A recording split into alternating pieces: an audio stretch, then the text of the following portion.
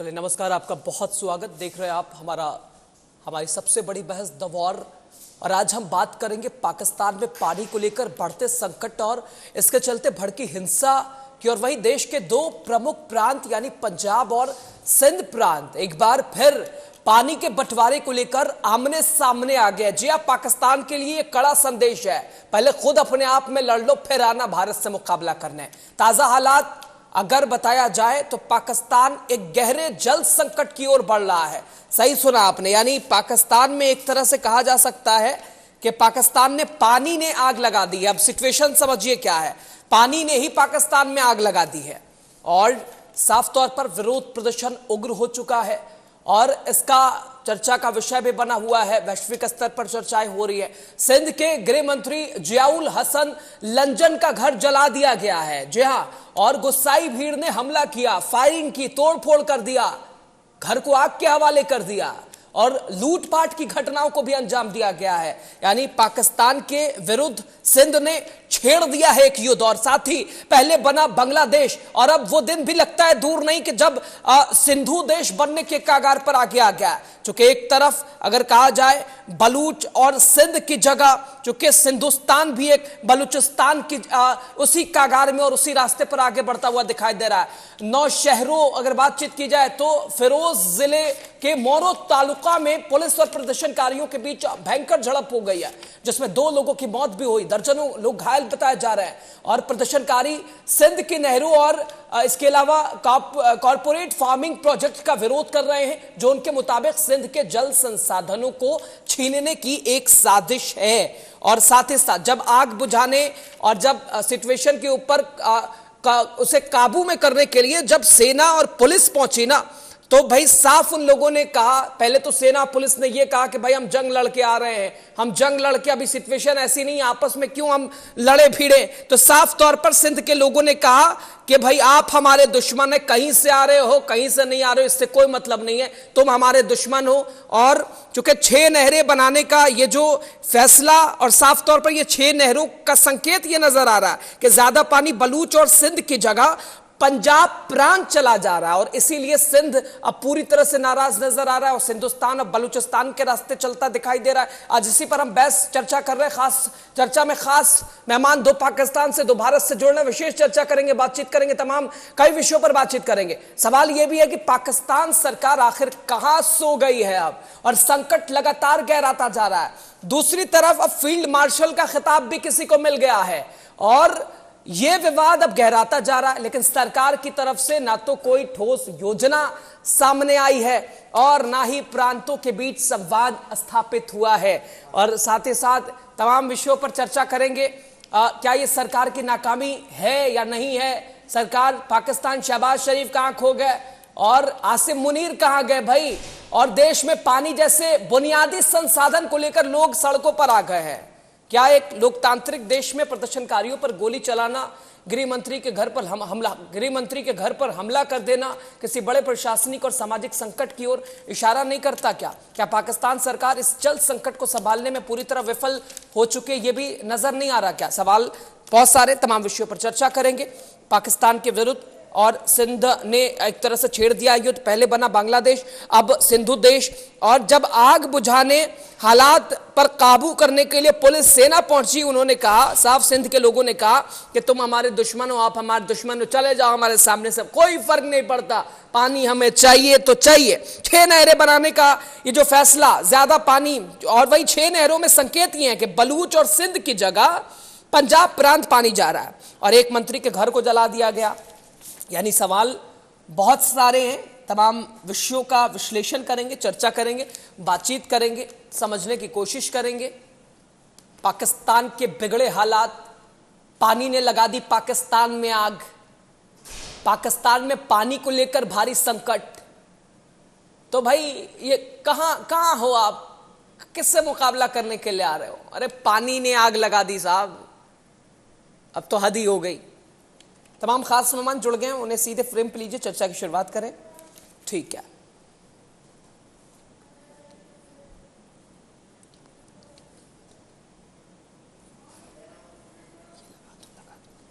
तो बहरहाल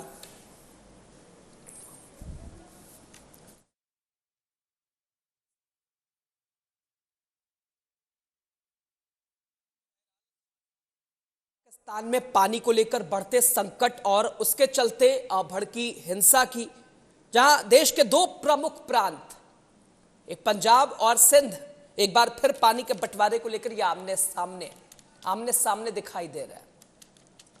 और साथ ही साथ ताजा हालात बता रहे हैं कि पाकिस्तान एक गहरे जल संकट से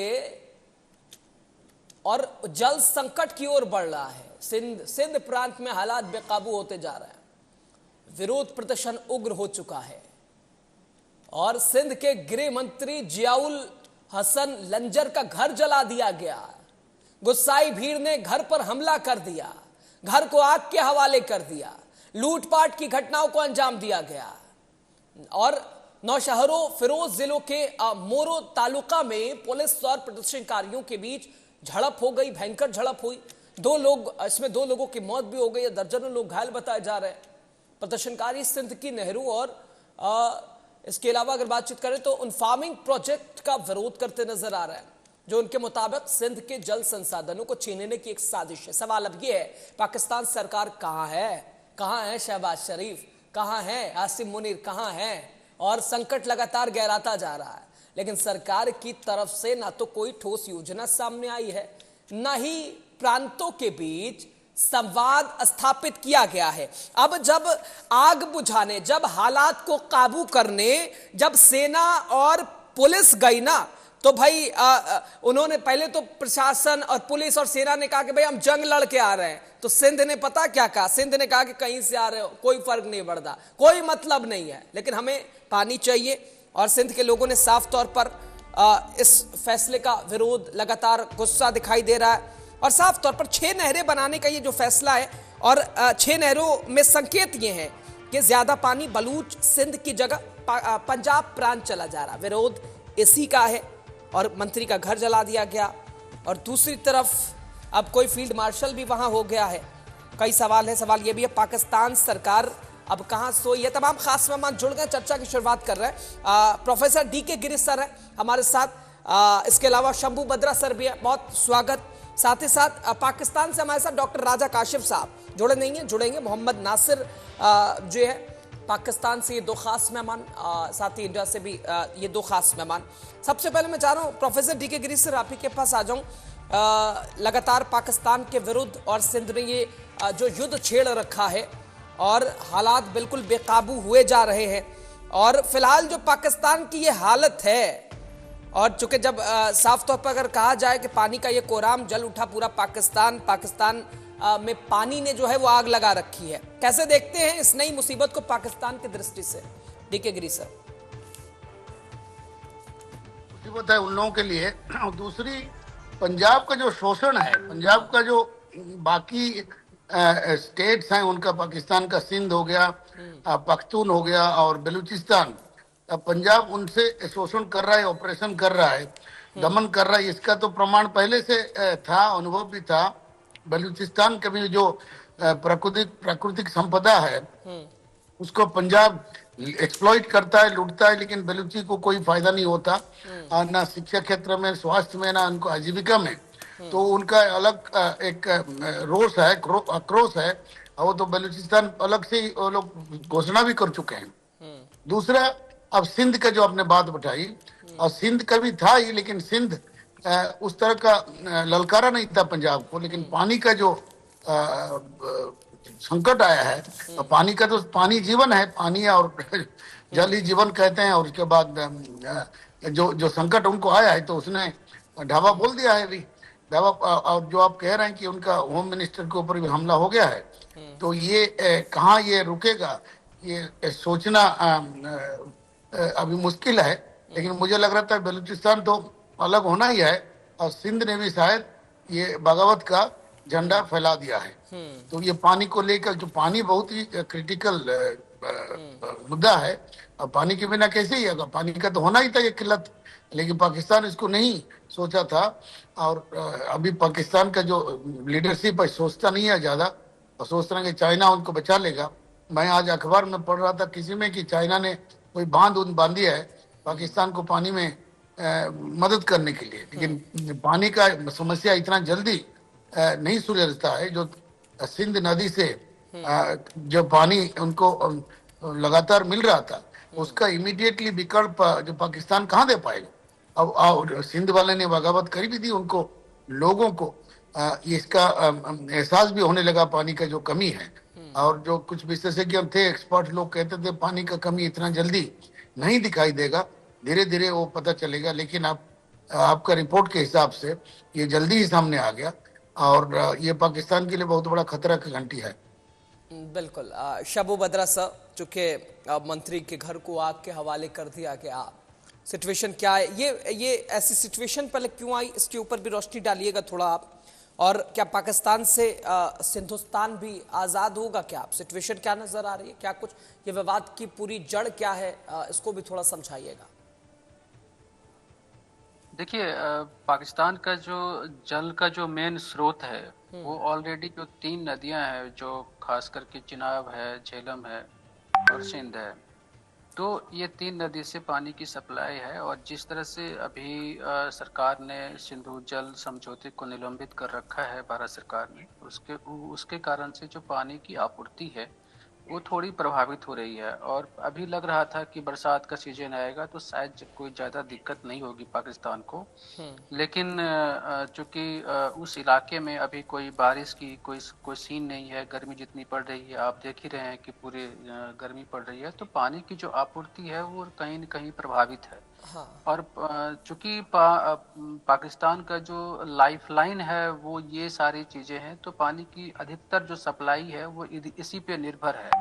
अगर आप देखेंगे तो पाकिस्तान का जो ज्योग्राफी के तौर से देखें तो जो अफगानिस्तान के साइड का इलाका है या ईरान के साइड का इलाका है, तो वहाँ पे कोई जल स्रोत नहीं है उस तरह से कि पूरे देश को पानी की आपूर्ति हो। समुद्र के किनारे हैं, खारा पानी है, तो उस वजह से जो भारत से जो पानी की सप्लाई है वो मेन सप्लाई है, और जिस पर कि पूरे पाकिस्तान के इस साइड का कम से कम जनजीवन निर्भर है। हाँ। तो उसमें अगर मान लीजिए कि जो पाकिस्तान की सरकार के तौर पे खास करके जो पाकिस्तान के एस्टैब्लिशमेंट है उसके तरफ से अगर कुछ पक्षपात होता है, या सरकार जो है सो केवल पंजाब पे फोकस करता है और बाकी प्रांतों की ज़रूरतों पे फोकस नहीं करती है वहाँ की सरकार, चाहे सिंध की ज़रूरत है या खैबर पख्तूनख्वा की ज़रूरत है या बलूचिस्तान की ज़रूरत है, तो उस पर अगर फोकस नहीं करती है वहाँ की सरकार, तो वहाँ पे जन विद्रोह तो होना लाजमी है। और आप अभी देख रहे हैं कि अभी से नहीं, लगभग 3 साल 4 साल से अगर आप देखेंगे तो पाकिस्तान में सेना के प्रति एक जनता में आक्रोश है।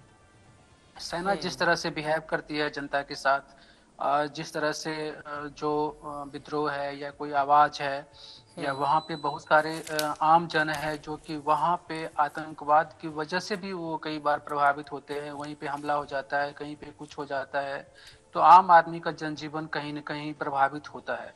और लोग मानते हैं कि ये सारे कंट्रोल जो है सो सेना के पास है, बहुत सारे डिपार्टमेंट सेना के अंदर में है, विदेश विभाग, रक्षा विभाग, वो तो है ही, साथ के साथ जो अंदर में जो इंटरनल सिक्योरिटी है वो भी सेना के पास है। तो इस कारण से संसाधन को लेकर के एक जन विद्रोह की स्थिति है, और सेना से लोग नाराज हैं एक तरह से, सेना के कार्य प्रणाली से। और उस कारण से हमेशा जनता जो है बहुत सारी चीज़ों को लेकर के इनके खिलाफ हो जाती है, और उसको सेना बार बार दबाने की कोशिश करती है चीज़ों को। जो आप खैबर पख्तूनख्वा में देख रहे हैं या बलूचिस्तान में देख रहे हैं, कई बार आपने देखा होगा कि अभी जो पीओके एरिया है वहाँ पे बहुत सारे आंदोलन चल रहे हैं। अगर हम पूरे पाकिस्तान के सभी आंदोलन को अगर आप जोड़ दें तो 300 से 400 छोटे छोटे आंदोलन चल रहे हैं अलग अलग अधिकारों के लिए, अलग अलग जगहों पे।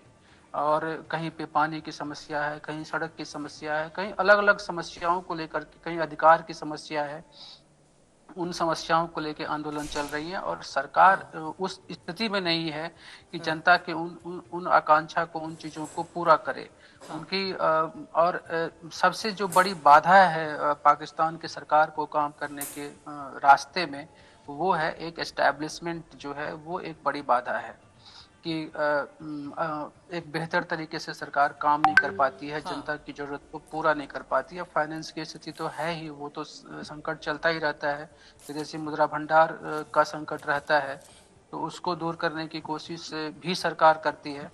लेकिन जो आकांक्षा, अभी की जो स्थिति आपने देखा कि तुरंत पानी का जो संकट पैदा हुआ, और एक तरह से इसको समझिए कि ये वाटर स्ट्राइक है, और वाटर स्ट्राइक से जो स्थिति पैदा हुई है उससे कम से कम पाकिस्तान की सरकार इसको सॉल्यूशन की तरफ बढ़ना चाहिए, बढ़ेगी। देखिए आगे क्या होता है, आगे पाकिस्तान सरकार क्या करती है, इस मुद्दे को किस तरह से लेती है। जितना जल्दी सॉल्व करेगी उतना जो ये मंत्रियों के, गृह मंत्री के घर पे जो हमला हुआ जी। उस तरह की जो घटना है वो एक जन आक्रोश को दिखाता है कि आक्रोश की तीव्रता कितनी है। कि अब अभी मंदिर जो ये जो मंत्री हैं सरकार के, वो निशाने पे हैं। बिल्कुल वो चीज़ें बिल्कुल उग्र प्रदर्शन देखने को मिला। दो खास मेहमान, चूंकि पैनल बैलेंस हो गया है, डॉक्टर राजा काशिफ साहब पाकिस्तान से आ गए, बहुत वेलकम, स्वागत है आपका सर, इस्तकबाल आपका। नासिर भट्ट साहब भी हैं पाकिस्तान से। तो अब पैनल पूरा हो गया। आ रहा हूँ शंभू बद्रा सर, कैसे हैं डॉक्टर राजा काशिफ साहब, ठीक है? जी जी, बहुत शुक्रिया। आते आते पहली तस्वीर, एक तरफ पानी संकट, पानी का संकट ने नई परेशानी आप लोगों के लिए, और आते आते आपने पानी का गिलास हाथ में लगाया, पानी पी के बताया नहीं ठीक है सब कुछ। कैसे मुकाबला होगा, ये नई मुसीबत का कैसे सामना होगा डॉक्टर साहब? क्या आप सिंध, बलूचिस्तान, खैबर के रास्ते चलता दिखाई दे रहा क्या?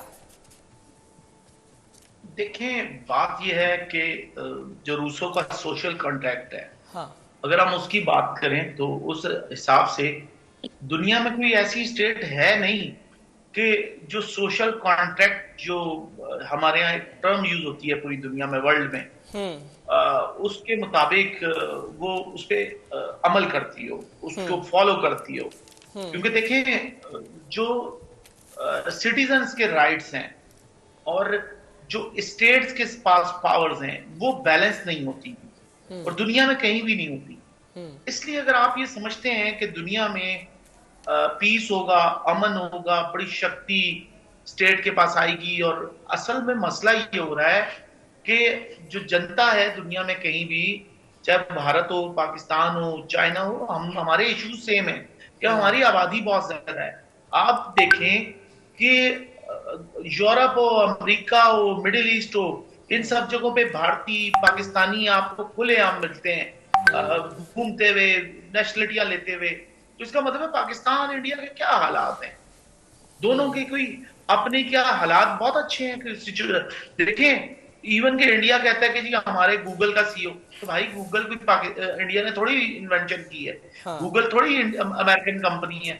अब बात यह है कि हमारे यहाँ जितने देश हैं वो मैनेज नहीं करते, इंडिया हो, पाकिस्तान हो, और ऐसे में हम चले जाते हैं वॉर पे, फलाने पे। और जैसे हम पानी के ऊपर बात कर रहे हैं, पानी में जो एक पार्टी है वो चाइना भी है कि जी हमारे यहाँ से भी निकलता है। अब मसला ये है कि बड़ी, मुझे लगता है मुनासिब बात नहीं लगती कि अब पानियों पे भी लड़ेंगे, लोगों के कहेंगे पानी बंद होते हैं, ये चीजें ठीक नहीं है। मुझे लगता है कि बड़ी ये अफसोसनाक बात है। और सिंध में मौजूदा सिचुएशन क्या है डॉक्टर साहब, आप बताइए, मौजूदा क्या सिचुएशन है, आप बताइए।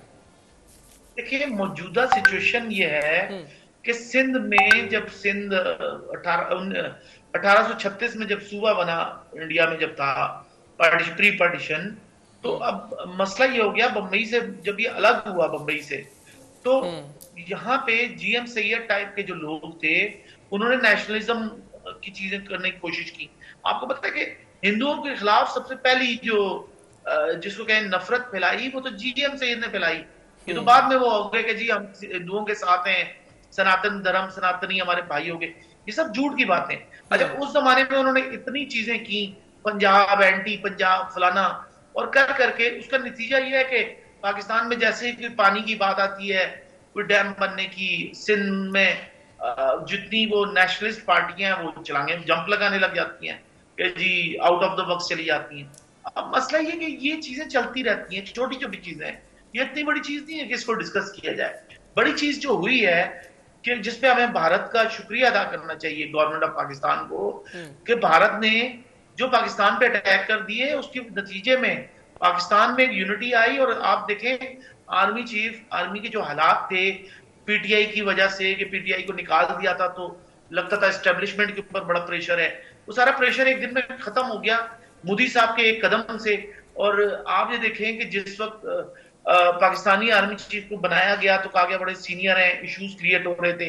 लेकिन आप देखें, कुदरत देखें कि वही शख्स जो जिसको कहते थे सबसे कमजोर आर्मी चीफ है पाकिस्तान की हिस्ट्री का, इंडिया के सिर्फ एक हमले के बाद आज वो पाकिस्तान की हिस्ट्री का, पाकिस्तान के इतिहास का पहला आर्मी चीफ है जो इतना पॉपुलर हो चुका है। और इसमें पाकिस्तान की तरफ से मैं तो कहता हूं, मैं भी शंभू बद्रा इंडिया सर का से शुक्रिया कमेंट ले अदा रहा हूँ। करता शंभू बद्रा सर, सारी बातें आपने सुनी, एक छोटा सा आपने, हाँ। आपकी वजह से ये फील्ड मार्शल हुए, वरना मैं आप इसमें देखिए क्या हो।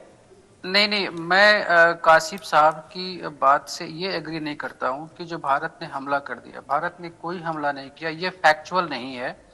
असीम मुनीर साहब रे पीओके आते हैं और जिस तरह के टू नेशन थ्योरी की बात करते हैं, और उस बातचीत के बाद पहलगाम की घटना घटती है, और पहलगाम की घटना के बाद भी सीज फायर तोड़ना शुरू हो जाता है सीमा पे, और पाकिस्तान की तरफ से लगातार सीज फायर तोड़े जाते हैं। और उस सीज फायर के बाद जो सिचुएशन भारत में पैदा हुई कि एक एक करके भारत ने फैसला किया अगेंस्ट आतंकवाद, और वो जो ऑपरेशन सिंदूर भी हुआ तो अगेंस्ट आतंकवाद हुआ। कहीं से भी पाकिस्तान पे किसी भी तरह के, वहां की आवाम पे, वहां पे एस्टैब्लिशमेंट पे, वहां की सेना पे, वहां की सरकार पे, वहां पे किसी चीज पे हमला नहीं किया।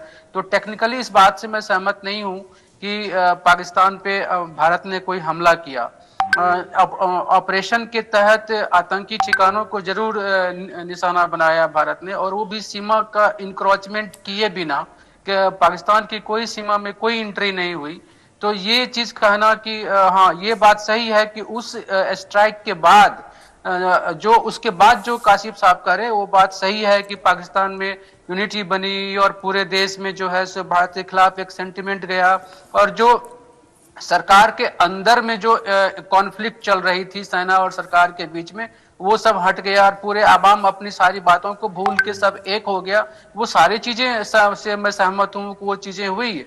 और जो इसमें इस फैक्ट को हमें नहीं भूलना चाहिए कि असीम मुनीर, जनरल असीम मुनीर साहब, जिनको लेकर के पाकिस्तान के अंदर में बहुत सारी कॉन्फ्लिक्ट चल रही थी, क्या पता कि उस कॉन्फ्लिक्ट से निकलने के लिए उन्होंने बहुत आसान रास्ता चुना, क्योंकि बलूचिस्तान में ऑलरेडी आर्मी इन्वॉल्व थी।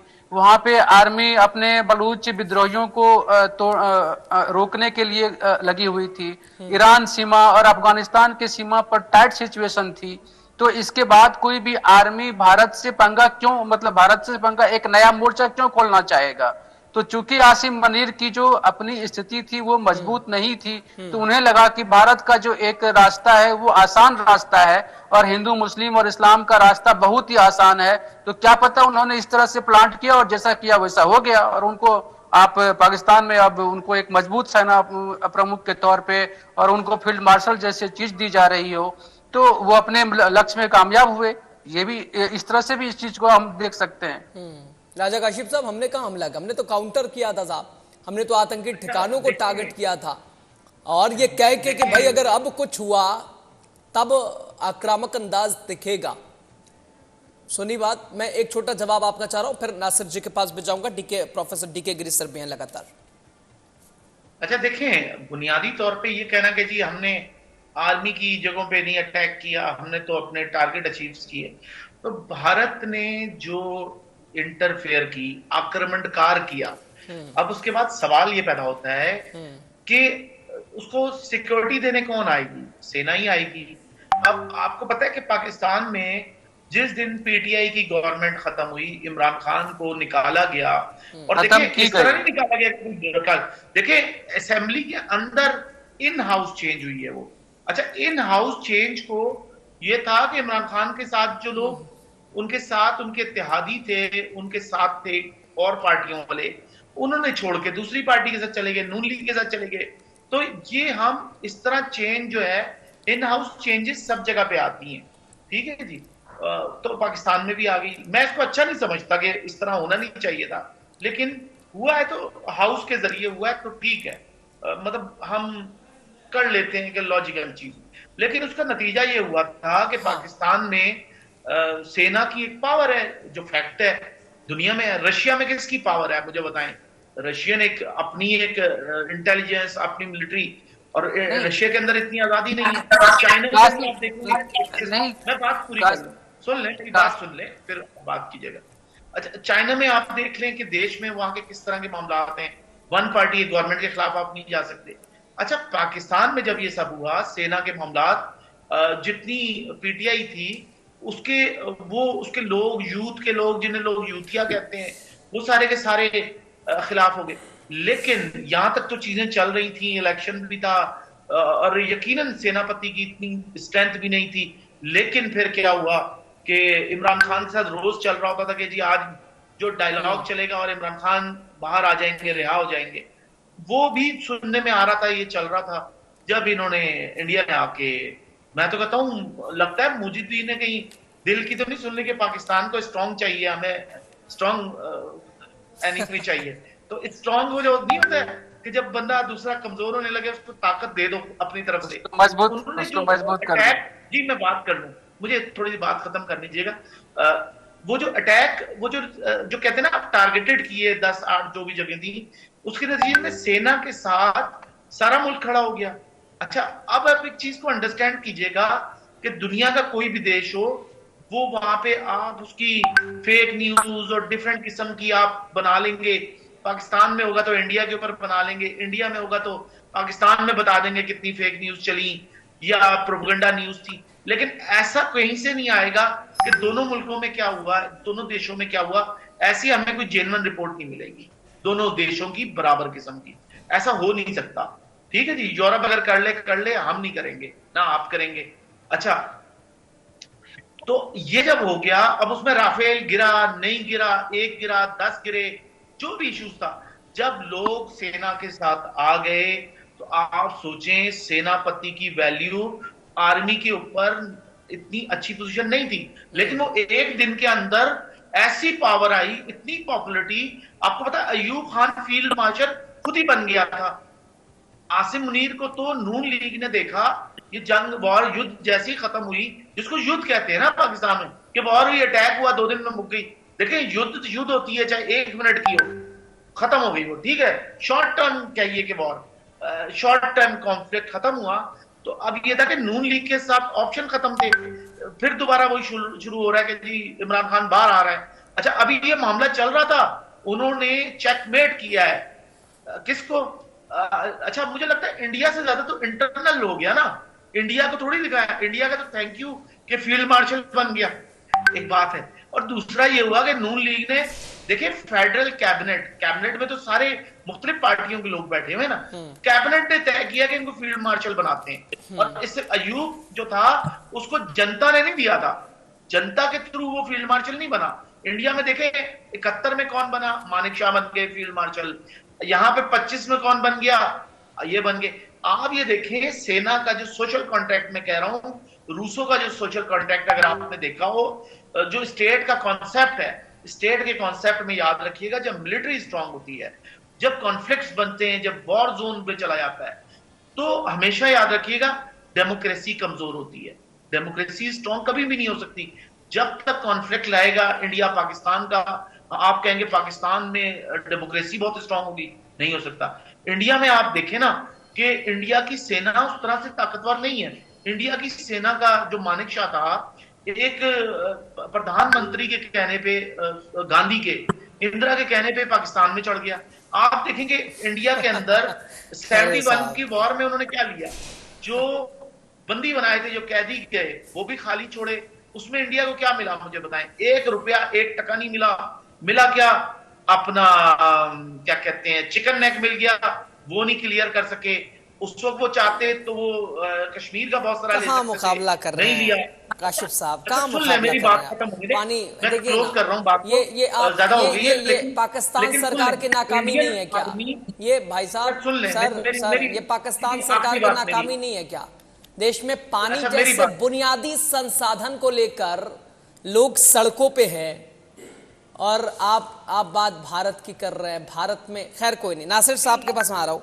नासिर साहब, क्या लगता नहीं है भारत से मुकाबला तो बात की बात है, आपस की जो लड़ाई है उससे दूर कर लेना चाहिए।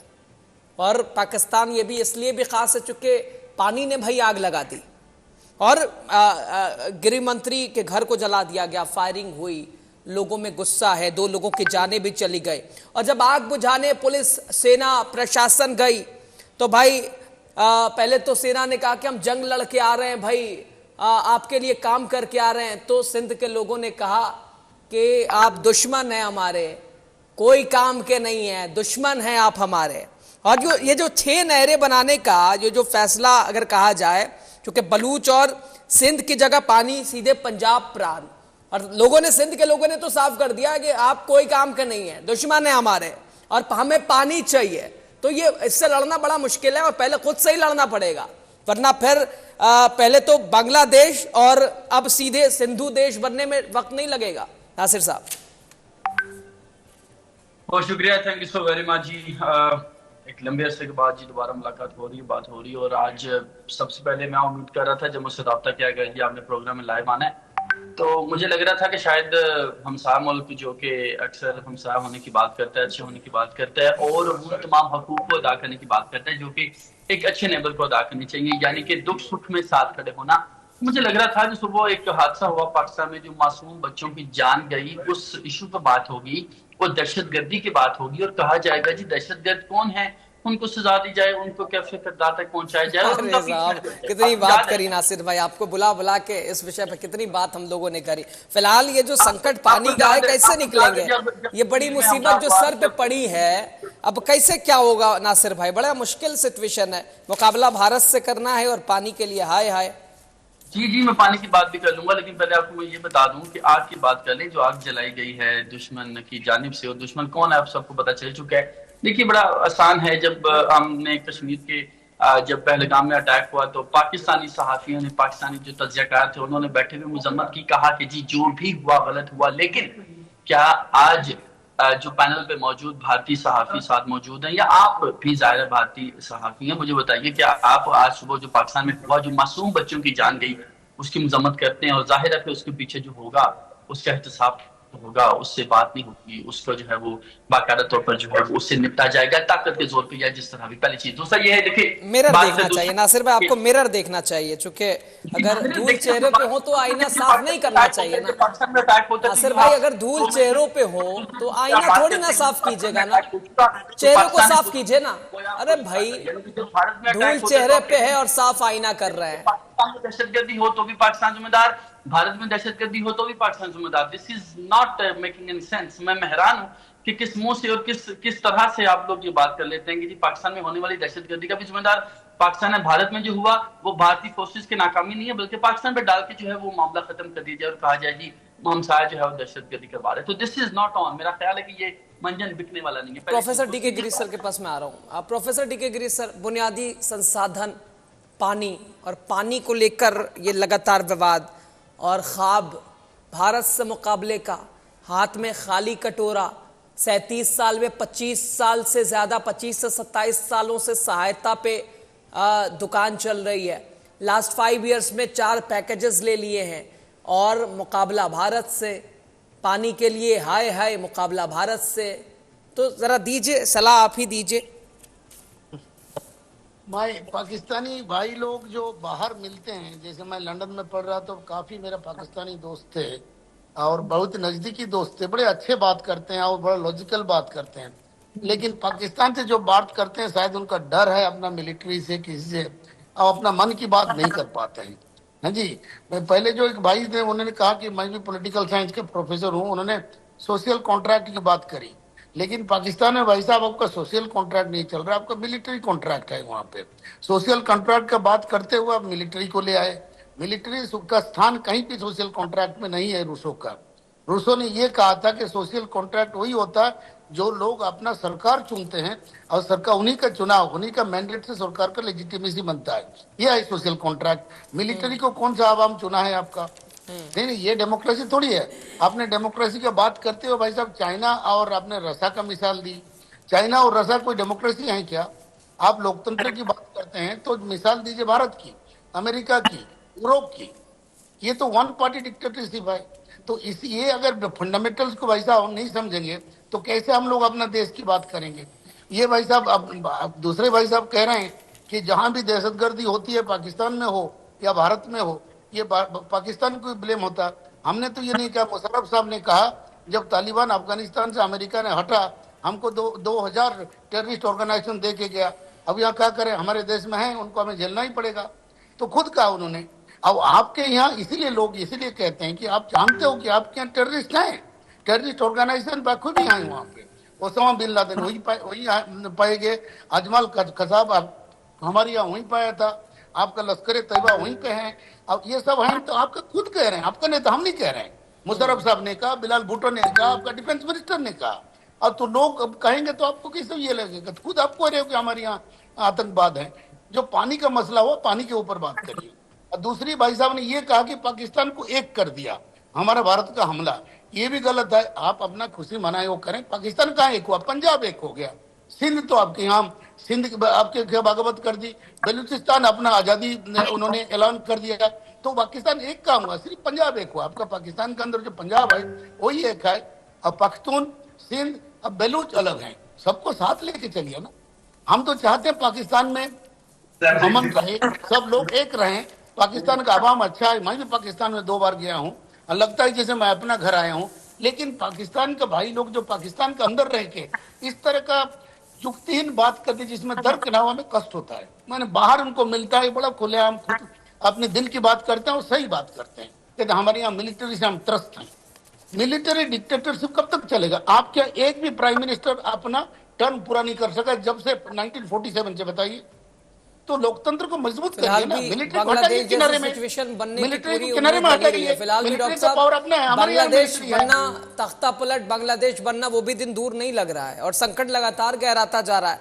लेकिन सरकार की तरफ से ना तो कोई ठोस योजना सामने आई है, ना ही प्रांतों के बीच संवाद स्थापित किया गया है। डॉक्टर साहब, फांसी में लटका दी, तो ये तो साफ यही है कि अब बलूचिस्तान के रास्ते सीधे अब हिंदुस्तान भी उसी रास्ते चलता दिखाई दे रहा है। डॉक्टर राजा काशिफ साहब तक आवाज शायद नहीं गई, डॉक्टर साहब तक आवाज नहीं जा रही है, देखिए इसको। ठीक, शंभू भद्रा साहब, अब कैसे निपटेगा? जा रही है जी। अच्छा, ठीक है। एक तो तमाम आपने डीके गिरीश सर को सुनाई, लेकिन सवाल ये भी डॉक्टर साहब कि फिलहाल की जो सिचुएशन है डॉक्टर साहब, बड़ा मुश्किल है इससे निकलना, क्योंकि संकट लगातार गहराता जा रहा है। सरकार की तरफ से ना तो कोई ठोस योजना नजर आ रही है, ना ही प्रांतों के बीच संवाद स्थापित किया जा रहा है। और ठीक बलूचिस्तान के रास्ते अब हिंदुस्तान, बांग्लादेश होने में वक्त शायद नहीं लगेगा। तख्ता पलट नजदीक है क्या डॉक्टर साहब? जी, बुनियादी बात है कि जो आपने कहा कि ये डीके गिरीश साहब हैं, इन्होंने बात की कि जी डेमोक्रेसी, तो बुनियादी बात है कि दुनिया में जब हम सोशल कॉन्ट्रैक्ट की बात करते हैं तो उसमें कहीं नहीं लिखा कि जो स्टाइल होगा गवर्नमेंट करने का वो क्या होगा। हर दौर में डिफरेंट रहा है। हम बात करें तो मैग्ना कार्टा के बाद चीजें चेंज होनी शुरू हुई 1200 कुछ में। अब नेशनलिज्म की जो हम मिसाल देखते हैं तो 1500 के बाद हमें नजर आती है। ये चीजें टेक्निकल, मेरे ख्याल में मसला ये है भारतीयों को कि पढ़ते नहीं है, और पढ़ भी लेते हैं तो समझते नहीं है, इनका इशू है। और दूसरा ये कि डेमोक्रेसी ऐसे कहते हैं कि दुनिया में पता नहीं क्या हो गया डेमोक्रेसी। ये कौन सी डेमोक्रेसी? इंडिया को अगर खड़ा होना है तो उनके लिए जरूरी है कि इंडिया में एक मार्शल लॉ जरूर लगे, और जब तक आर्मी ताकतवर नहीं होगी। डॉक्टर साहब मजाक कर रहे हैं आप मजाक कर रहे हैं। बात पूरी कर मैं बात करना चाहता हूं। हाँ, प्रोफेसर डीके गिरीश सर आ रहा हूं, प्रोफेसर डीके गिरीश सर आ रहा हूं। देखिए पढ़े लिखे थे, अगर आपने बात करनी है तो मैं चला जाता हूं। आ रहा हूं डॉक्टर साहब, आ रहा हूं डॉक्टर साहब, प्रोफेसर डीके गिरीश सर वापस आऊंगा, फौरन आऊंगा। कंप्लीट कर लेना राजा काशिफ से, कंप्लीट कर ले, फौरन आऊंगा। आपको आगे ये बात तो बहुत अच्छी बात है, आप अपनी बारी पे करें। ये डेमोक्रेटिक रवैया होता है ना। दुनिया की सबसे बड़ी डेमोक्रेसी है, लेकिन लोग डेमोक्रेटिक नहीं है, दूसरे की बात ही नहीं सुन सकते। हम मतलब नॉनसेंसिकल बात नहीं सुनते हैं। हम लोग नॉनसेंसिकल बात नहीं, आप बात ही नहीं सुनते। मसला ये है, यही तो डेमोक्रेसी है कि बात सुनो। डेमोक्रेसी में कुछ भी थोड़ी ना सुनेंगे ना राजा काशिफ साहब। डेमोक्रेसी में राजा काशिफ साहब, भारत में एंट्री बंद है और स्क्रीन दे रखी है आपको, और अगर आप ही गए तो कुछ भी थोड़ी ना बोलिएगा। डेमोक्रेसी मतलब आप नॉनसेंस बात करेंगे साहब।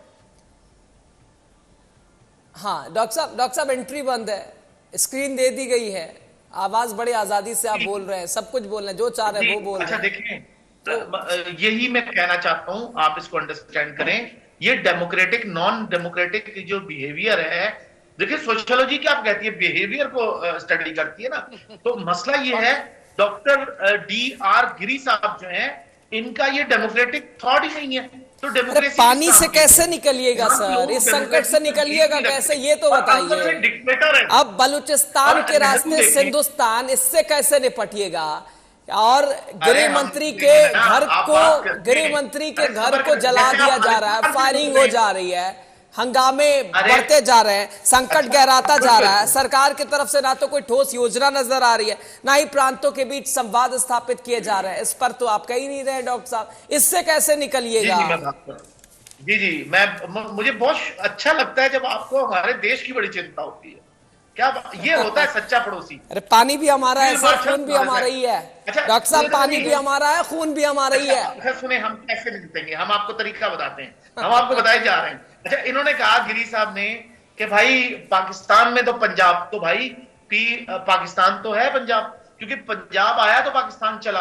और आपने महाराजा, आपको पता जब पूरा हिंदुस्तान अंग्रेज ने पता कर लिया, पंजाब नहीं कर पाया था, ये पंजाबी थे जो खड़े हुए। और ये मसला है, गिरी साहब मुझे कोई यूपी वाले लगते हैं, और यूपी वाला वो गाना था ना, यूपी का ठुमका लगाओ, आप सिर्फ ठुमके लगा सकते हैं यूपी वाले। यूपी क्या है, आपको तो 47 से एक जवाब सुनिए आप जरा प्रोफेसर D.K. गिरी से, फिर मैं शंभू भद्रा सर के पास जाऊंगा फौरन। अब एक जवाब सुन लीजिए। अब डॉक्टर साहब एक जवाब सुन लीजिए आप, प्रोफेसर D.K. गिरी से क्या कह रहे हैं, सुनिए आप। ये मेरे भाई साहब, जो पाकिस्तानी भाई साहब, आप कॉमेडी सर्कस में नहीं आए हैं। जो आप कोट किए जा रहे हैं ना, मागना काटा, वही राजा काशिफ साहब कॉमेडी अच्छी करते हैं, मजाक बहुत अच्छा करते हैं, तगड़ा करते हैं। दूसरी बात, एक पाकिस्तानी इंडिया को डेमोक्रेसी के ऊपर भाषण दे रहा है। मैं यूपी का नहीं हूँ, मेरा रूट आपको पता ही नहीं चलेगा। अब समझ लीजिए, मैं पाकिस्तान में सुना हूँ, पाकिस्तानी भाइयों ने कहा कि हिंदुस्तान जन्नत है क्योंकि वहाँ जमहूरियत है। आप डेमोक्रेसी जानते नहीं है, एक दिन भी हमने डेमोक्रेसी एंजॉय नहीं किया। अब मिलिट्री डिक्टेटरशिप के अंदर हैं। आपका एक भी प्राइम मिनिस्टर पूरा अपना कंप्लीट नहीं कर पाया टर्म, एक को अपने फांसी में लगा चढ़ा दिया, दूसरे को जेल में डाल दिया। आप पाकिस्तान डेमोक्रेसी में इंडिया के बारे में बात करता है, आप कॉमेडी सर्कस में नहीं है भाई साहब, कॉमेडी प्रोग्राम में नहीं आए। अब जितने बात बता दें, हमारा यहाँ 10th क्लास की बच्चा वही तो मजाक अच्छा करते हैं डॉक्टर राजा काशिफ साहब, मजाक बहुत तगड़ा करते हैं, मजाक बढ़िया करते हैं, आप एंजॉय मजाक अच्छा करते हैं। लेकिन कभी कभी सीरियस थोड़ा सा, क्योंकि इशू बड़ा संवेदनशील विषय है, तो यहाँ तो मजाक का कोई मसला नहीं है। मैं दुनिया मानता है India is the largest democracy, India largest nonsensical बात नहीं करते। आप तफरी ले रहे हैं, डेमोक्रेसी है, आप सोशल कॉन्ट्रैक्ट जानते ही नहीं क्या है सोशल कॉन्ट्रैक्ट। ये मुझे बिल्कुल भारतवासी सब जानते हैं, सबसे बड़े डिक्टेटर आप हैं। आपको ये नहीं समझ पाएंगे, डिक्टेटर है इंडिया, डिक्टेटर ऐसा डिक्टेटर, अच्छा जो इंडिया डिक्टेटर बेसिकली डिक्टेटर है, एक डेमोक्रेटिक कंट्री का रियल फेस को कैसे डिस्क्राइब करेंगे आप? पाकिस्तान नेहरू ने आपके अंदर सिविलियन मार्शल लगाया, आप में से हर शख्स के अंदर एक नेहरू छुपा हुआ है, एक इंदिरा गांधी छुपी हुई है, क्योंकि आप लोग सिविलियन डिक्टेटर हैं। मुझे बताएं, नेहरू ने 64 तक गवर्नमेंट, चलिए जना का ज्ञान यहाँ ना दीजिए भाई साहब, मुझे बताएं इंदिरा गांधी को जब तक ज्ञान यहाँ ना दीजिए, ठीक है, प्राइम मिनिस्टरशिप नहीं छोड़ी, जनाई ज्ञान यहाँ ना दीजिए, ठीक है, आप ठीक है, आप जनाई ज्ञान यहाँ मत दीजिए भाई। नहीं, गिरी साहब आपको सलाम है आपकी डिक्टेटरशिप को। मैं ताली बजा दे रहा हूँ डॉक्टर साहब, लीजिए आपके लिए ताली बजा दी, बहुत बढ़िया, बहुत बढ़िया, लीजिए आपके लिए ताली बजा दी मैंने, बहुत शानदार, क्या बात है, क्या बात है।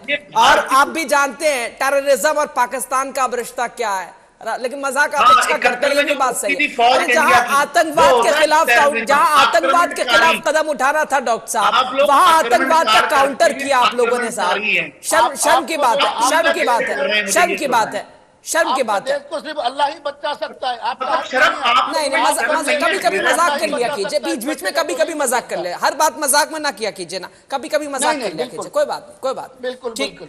शंभू भद्रा सर, शंभू भद्रा सर, शंभू भद्रा सर, ठीक। अब कैसे निकलेगा चूंकि सारी बातें आपने रजा काशिफ साहब की सुनी। अब पाकिस्तान के लिए कितनी बड़ी संकट है, बलूचिस्तान के रास्ते अब क्या हिंदुस्तान ये भी कह सकते हैं। शंभू भद्रा सर, कितनी बड़ी मुसीबत पाकिस्तान के लिए, निकलना कितना मुश्किल पाकिस्तान। शंभू भद्रा सर को बोल लेने दीजिए ना, शंभू भद्रा सर को बोल लेने दीजिए, फिर नासिर जी के पास आऊंगा मैं। नहीं, मैं भद्रा साहब को सुनूंगा। ये मुझे शरीफ आदमी लग रहे हैं, ये कोई मुझे सही डेमोक्रेटिक नजर आ रहे हैं। बात करते हैं। अरे सर, अरे नहीं, ये है रियल इंडिया। रजा काशिफ साहब, रजा काशिफ साहब, नहीं रजा काशिफ साहब, प्लीज प्लीज अब सुने ना, शंभू भद्रा सर को सुने ना। एंट्री बंद है, लेकिन भारतीय टेलीविजन पे बैठे हुए जो दिल चाह रहा बोली, हम सुन ही रहे, लेकिन हर बात थोड़ी ना सुन सकते हैं सर। सुने शंभू भद्रा सर को सुने थोड़ा। देखिए, दुनिया में जिस तरह की कॉन्फ्लिक्ट है उसमें ये कहा गया था कि अगला विश्व युद्ध पानी के लिए होगा, और उसकी जो छोटे छोटे एग्जाम्पल्स हैं वो दुनिया भर में किसी न किसी रूप में शुरू है। पानी को लेकर के एक जो पीने का पानी है वो उसकी आपूर्ति और उसकी सप्लाई का सोर्सेज और तमाम उस पे जो कब्जे की जो स्थिति है वो कठिन है दुनिया भर में। उसमें पाकिस्तान की जो समझिए कि ये शुरू हो गया है कि आप पानी को लेकर के जो युद्ध होगा, तो पानी को लेके पाकिस्तान में एक संघर्ष शुरू हो गया है। और उसका एक छोटा सा नज़ारा आपने देखा है कि सिंधु इलाके में किस तरह से एक सरकार के मंत्री के घर पे अटैक किया गया है। तो ये एक छोटा एग्जाम्पल है, और आप सबको पता है कि पानी के बिना किसी का जीवन 2 दिन नहीं चल सकता है। बिल्कुल बिल्कुल। और सरकार के लिए ये एक बड़ी चुनौती है कि अपने सभी जनता के लिए पानी की आपूर्ति को सुनिश्चित करे, और उसमें पानी का सोर्सेज क्या है, उसकी सप्लाई क्या होगी। पाकिस्तान में आज भी अगर आप देखेंगे तो बहुत दूर दराज से लोग घड़ा में इसमें उसमें उनकी स्त्रियां, बच्चे, खास करके खच्चर का योग का प्रयोग होता है, गधों का प्रयोग होता है। तो ये सारी पानी लोग दूर दूर से ढो करके लाते हैं, और ये स्थिति कभी भारत में हुआ करती थी, जो कि मतलब अभी कम से कम पानी की सप्लाई को एक बेहतर सिचुएशन किया गया है। तो पाकिस्तान की स्थिति पानी सप्लाई को के मोर्चे पे और भी कठिन ही होने वाला है। जो आने वाला वक्त होगा उसमें अगर मान लीजिए कि ये समझौता निलंबित रहता है और उसमें पानी की आपूर्ति जो है वो अगर कम रहा, तो पाकिस्तान के अंदर में जो क्राइसिस है, वाटर क्राइसिस, वो बढ़ने वाली है। इसमें कोई आदमी कुछ भी बोले, चाहे पाकिस्तान से जो भी हमारे साथी बैठे हुए हैं वो अपने तर्क वितर्क जो भी करें, लेकिन अंदरूनी स्तर पे वो भी समझते हैं कि वाटर क्राइसिस इस कंट्री में बड़ा है, और उसकी आपूर्ति करना और अपने सभी लोगों को पानी की सप्लाई सुनिश्चित करना सरकार के लिए बड़ी चुनौती है। और जहाँ पे अगर मान लीजिए कि पानी को लेकर के संघर्ष होता है, आपस में टकराव होता है, तो सेना को फिर बीच में कूदना पड़ेगा, और सेना जो है सो अपने ही आवाम के खिलाफ हथियार उठाते हुए दिखेगी। ये बहुत दुर्भाग्यपूर्ण है कि दुनिया में एक सेना है जिसके पास एक मुल्क है, और बाकी देशों के पास देश है उसमें एक सेना है। तो ये जो सेना है जिसके पास एक मुल्क है, और उस मुल्क में आप देखिए कि गैर पंजाबी जितने भी लोग हैं, चाहे बलूचिस्तान के लोग हैं, चाहे खैबर पख्तूनख्वा के लोग हैं, चाहे सिंध के लोग हैं, चाहे और जो कबायली बहुत सारे क्षेत्र के लोग हैं, उनका कहीं भी कंट्री में एक being a citizenship, being a right कहीं मर्ज नहीं होता है। कहीं पे वो अपने आप को सुरक्षित नहीं पाते हैं, अपने छोटे छोटे अधिकार के लिए लड़ते रहते हैं। और उनको एक जो बुनियादी स्टेट का जो रोल है, अगर कहीं भी, चाहे वो स्टेट किसी भी रूप में हो, हमारे साथी ने बहुत ही आसानी से चाइना का एग्जाम्पल दिया, बहुत ही आसानी से रूस का एग्जाम्पल दिया। अगर मैं गंदा हूं या मेरा जो शासन गलत है, तो मैं अपने आप को गलत कहने की बजाय मैं ये कहने लगूं कि 4 और लोग गलत है, इसीलिए मैं भी गलत हूं। तो ये एग्जाम्पल देने का तरीका सही नहीं है। और कह के निकल भी गया राजा काशिफ साहब, कह के निकल भी गया। मान लीजिए कि पाकिस्तान, राजा काशिफ साहब निकल भी गए, बताइए मैंने कोशिश भी पाकिस्तान करी की रुके, जो लेकिन अब कहाँ रुकना था, क्योंकि अब तो असल पाकिस्तान की विषय जो पे हम आ गए। जहाँ जो स्थिति है हाँ। उसमें आप चीन से तुलना करने लगे, आप रूस से तुलना करने लगे, तो वहाँ का जो सिस्टम है दोनों एक डेवलप्ड कंट्री के कैटेगरी में है। तो अगर आप सेना शासन करके भी पाकिस्तान को डेवलप कर दिया होता, पाकिस्तान एक डेवलप्ड कंट्री हो गया होता, तो लगता कि हाँ आपका शासन तंत्र अच्छा है। लेकिन जब इस शासन तंत्र में एक कंट्री जो है सो एक कंट्री के रूप में दुनिया में अगर एग्जिस्ट नहीं कर रहा है उस तरह से, जिस तरह से एक छोटे देश भी एग्जिस्ट कर रहा है, तो उस कंडीशन से अगर देखें तो फिर अब ये शासन कहाँ लेके आ गया है पाकिस्तान को। अगर आप पाकिस्तान लुक बैक करें कि 75 साल में हम कहाँ पहुंचे हैं, क्या हम जनता को पूरी राइट मिली है, क्या हम एक मूलभूत सुविधाएं नहीं दे पाए जिन्ना ने कहा था कि हम एक धर्मनिरपेक्ष पाकिस्तान बनाएंगे, तो क्या पाकिस्तान धर्मनिरपेक्ष पाकिस्तान बना? क्यों इस्लामिक राष्ट्र बना पाकिस्तान? क्या किसी ने पाकिस्तान के लोगों ने विरोध किया? कभी सोचा कि ये चीज है, ये गलत है? आप क्यों एक धर्मनिरपेक्ष राष्ट्र को, आप जो सपना था उसको आप एक इस्लामिक राष्ट्र के तौर पे बना रहे हैं? तो और अगर, क्योंकि जब आप एक कंट्री हैं तो केवल उसमें वहां मुस्लिम तो नहीं है, और भी समुदाय के लोग हैं, तो अगर सभी समुदाय के लोगों को उस राष्ट्र में रहना है तो आप राष्ट्र का सेटअप ऐसा बनाइए जहां सभी लोग महफूज महसूस करें। बिल्कुल। आपको इस्लाम जो पैसे मांगे IMF से, वैश्विक स्तर से जो इतने पैसे लगातार 37 साल में, 27-28 सालों में तो सहायता आवाम पे लग जाती, शिक्षा स्वास्थ्य पे लग जाती, तो बदलता लेकिन नहीं लगना, सेटअप ऐसा था ना कि नहीं लगना था, क्योंकि सारे हथियारों पे लगा दिए, F-16 पे लगा दिए, सभी चीजों सेना के, बहुत सारी चीजें सेना के कब्जे में है, बहुत सारे संसाधन सेना के कब्जे में है, तो वहाँ के सेना अमीर है, तो बिल्कुल अपने अनुसार सारा यूज कर रही है, यूटिलाइज बाहर से जो पैसे आए, सवाल है निशान है। बिल्कुल राजा काशिफ साहब तो प्रोफेसर DK गिरी सर चले गए, लेकिन चलिए चले भी गए तो ऐसे भी मजाक ही कर रहे थे, कोई नहीं। नासिर साहब चूंकि ये तो सवाल ये भी है कि सरकार कहाँ है भाई? शहबाज शरीफ साहब कहाँ है? पानी का ये जो संकट गहराता जा रहा है, और ये सरकार की भी तो नाकामी नहीं है क्या? देश में पानी जैसी बुनियादी सुविधा और पानी जैसे बुनियादी संसाधन को लेकर भी लोग सड़कों पे हैं, हंगामे हो रहे हैं, मंत्री सुरक्षित नहीं है, मंत्री के घर को जला दिया गया, तो कैसे मुकाबला भारत से? ख्वाब ये भी है।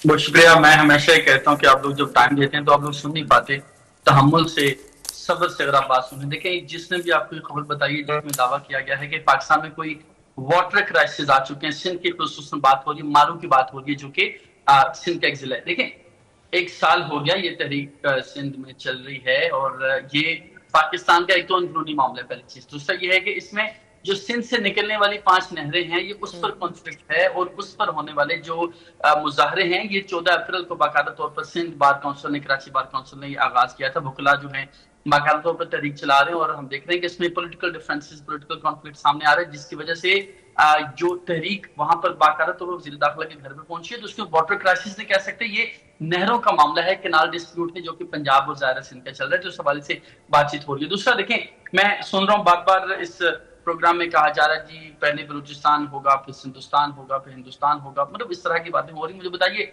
मैं हैरान हूं कि 14 रियासतों में 21 बड़ी और 53 जो है वो छोटी तहरीकें चल रही हैं, और असम में क्या हालात हैं, बंगाल में क्या हालात हैं, आप देखिए जो मिजोरम में क्या हालात हैं, मणिपुर के क्या हालात हैं। तो मुझे बताइए कि इन तमाम तर छोटी बड़ी तहरीकों को आप लोग इग्नोर कर देते हैं कि किस तरह से भारत से जान छुड़वाने की बात की जा रही है, कोशिश की जा रही है, जद्दोजहद की जा रही है, जनाब लड़ने मरने के लोग तैयार हैं कि भारत से जान छूट जाए। और मैं हैरान हूं किस तरह से ये साहब जो हमारे साथ पैनलिस्ट हैं, भारत की नुमाइंदगी कर रहे हैं, वो कह रहे हैं कि जी पाकिस्तान में पंजाबी, सिंधी, बलोची आपस में लड़ रहे हैं। भाई मुझे बताइए, भारत में क्या हो रहा है? मुसलमान महफूज है?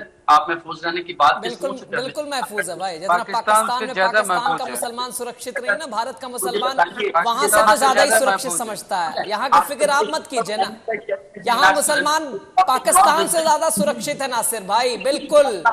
पाकिस्तान से ज्यादा सुरक्षित है मुस्लिम यहाँ पे, हर तरीके से, हर हिसाब से पाकिस्तान से तो ज्यादा सुरक्षित है। और आप पराचनार का हाल देखिए ना, क्या हो रहा है, कैसे मासूमों का कत्लेआम हो रहा है। मुसलमान सुरक्षित नहीं आपके पाकिस्तान में, औरों को तो छोड़ दीजिए साहब। एक कमेंट लीजिए प्रोफेसर DK गिरी सर का, लास्ट कमेंट, यही वाइंड अप करेंगे। प्रोफेसर DK गिरी साहब, ये अच्छा, हाँ हाँ हम सॉरी, हम पाकिस्तान को निंदा कर रहे हैं, वो हिंदुस्तान को निंदा कर, इंडिया को। मैं एक आंकड़ा दे के बंद करना चाहता हूँ, एक आंकड़ा, जो पाकिस्तानी भाई अगर सुन रहे हो तो, ये जो स्टैटिस्टिक्स ना कोई मना नहीं करता, वो भी मना नहीं सकते हैं, मैं बना नहीं रहा हूँ, लिखा हुआ है। जब पाकिस्तान आजाद हुआ उस वक्त 18% हिंदू थे पाकिस्तान में, अब कितने हैं? Less than 1%। अच्छा, एक ही आंकड़ा नहीं बना रहा हूं, महफूज की बात करते हैं भाई साहब, थोड़ा शर्म करिए, 1% भी हिंदू नहीं है। और जब इंडिया बना था हमारे यहाँ 9% मुस्लिम थे, अभी हमारे यहाँ 20% मुस्लिम है। बस मैं इतना कहना चाहता हूं। हाँ बिल्कुल। अब कौन कहा हिंदुओं को महफूज छोड़िए, है? मुसलमान सुरक्षित नहीं। और यहाँ के चिंता हाँ। छोड़िए नासिर भाई, क्योंकि पाकिस्तान का जितना मुसलमान वहां सुरक्षित अपने आप को नहीं महसूस करता ना, यहां महसूस करता है। समय फिलहाल इजाजत नहीं दे रहा। नासिर जी, आपका बहुत शुक्रिया। पाकिस्तान से जुड़े राजा काशिफ साहब जुड़े पाकिस्तान से, शंभू बद्रा से भारत से जुड़े प्रोफेसर डीके गिरे सर, सभी का बहुत शुक्रिया। इसी पर हमने चर्चा की और जाते जाते आपके लिए संदेश कि जो गलत है उसका विरोध हमेशा खुलकर कीजिए, सीना तान कर कीजिए। और चूंकि इतिहास आपको एक तरह से हम जरूर कह सकते हैं कि बागी जरूर कह सकता है इतिहास, लेकिन गुलाम नहीं कह सकता। देखते रहिए टीवी अपडेट, खबरें जारी है। नमस्कार।